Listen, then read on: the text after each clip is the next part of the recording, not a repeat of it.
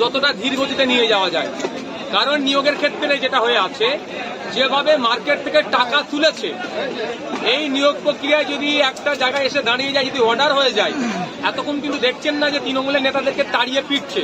যদিও তাড়িয়ে মারার পক্ষে আমি নয়, law and order situation create হোক চাই না, কিন্তু যে সমস্ত মানুষের কাছ থেকে টাকা তুলেছে তাদেরকে একটা কথাই বোঝাচ্ছে তৃণমূলের নেতারা, ওই তো কেস চলছে, কেস সমাধান হলে তোরটাই হয়ে যাবে।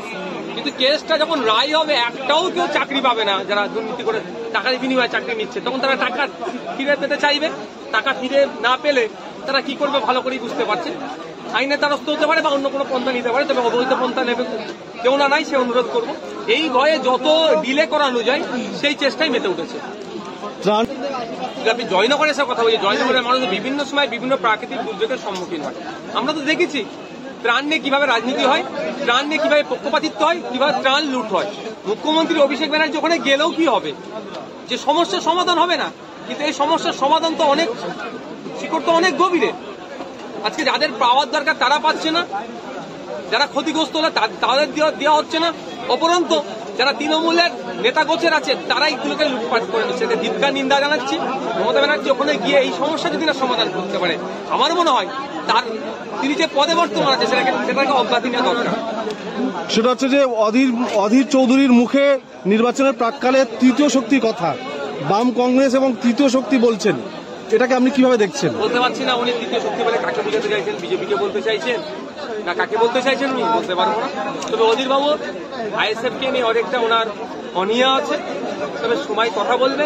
আইএসএফ রাজনীতির মহিমানে কতটা পরিপক্ক কি অপরিপক্ক সময় কথা বলে দেবে। সিপিএম কংগ্রেস আইএসএফ এখনো জোট হয়নি, জোট কি ভবিষ্যতে হতে পারে? দেখুন আমি এখনো পজিটিভ আছি।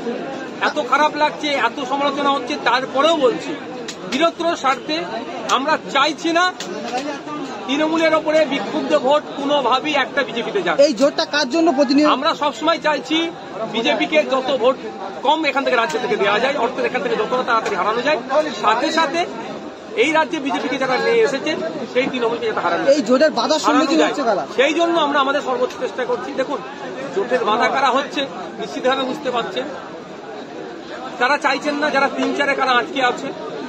আমরা তো 20 থেকে 14, 14 থেকে 12, 12 থেকে 8, 8 থেকে 12 থেকে 10, 10 থেকে 8, ইভেন 7 পর্যন্ত এসে দাঁড়িয়ে যাচ্ছি। আর কতটা স্যাক্রিফাইস করবো? বিধায়ক শওকত মোল্লা যেটা বলেছেন যে ডায়মন্ডে বিরোধীরা প্রার্থী দিতে ভয় পাচ্ছেন হারার ভয়তে, দেখুন ব্যাপারটা হচ্ছে ওনার মুখে তো আর গণতন্ত্রের জিনিস শোনা যায় না। হারার ভয়ে ভয় পাচ্ছে, কি সময় কথা বলবে সেটা সময়ের সাথে সাথে হবে। তবে উনি কি হার জিতে বিশ্বাসী? শওকত মোল্লা সাহেব তো গণতন্ত্রে বিশ্বাসী নয়, উনি তো ভোট লুটে বিশ্বাসী, উনি তো মারামারিতে বিশ্বাসী, উনি তো বোম বাদে মমতা ব্যানার্জি সার্টিফিকেট দিয়েছে সেইটা তো উনি বিশ্বাসী। ওনাকে তো national human rights commission notorious criminal বলেছে, এটা তো উনি ওনার দ্বারা এই গণতন্ত্রের বলি ওনার মুখ থেকে। আপনি কি ডায়মন্ডে দাঁড়াচ্ছেন? দেখুন আমার অবস্থান তো অনেক আগে ক্লিয়ার করেছি, সেই আজ 6 মাস আগে আমি দাঁড়ানোর জন্য প্রস্তুত আছি। গতকালকে ক্যাবিনেট হচ্ছে সঙ্গে আমাদের কোনো সমঝোতা নেই, এই নিয়ে কি বলবেন? না থাকাটাই তো স্বাভাবিক। ওনারা ইলেকট্রাল বন্ডের নামে হাজার হাজার কোটি টাকা মার্কেট থেকে তুলেছে, আইএসএফ 10 পয়সা তুলে। ওনারা বলেছিল ক্ষমতায় আসলে বিদেশ থেকে কালো টাকা ফিরিয়ে নিয়ে এসে 15 লক্ষ টাকা করে দেবো। কালো টাকা ফিরিয়ে তো নিয়ে আসতে পারেনি, উল্টে আমরা কি দেখেছি ঋণ খেলাপি দেশ থেকে বেশি পালিয়েছে। ওনারা যে প্রমিস গুলো করেছেন, যে কথাগুলো বলেছেন, একটাও ফুলফিল করতে পারেনি। আমাদের সাথে ওনাদের নীতিগত লড়াই আছে, থাকবে, এবং যতদিন পর্যন্ত তারা ওই জায়গা থেকে না ফিরে আসবে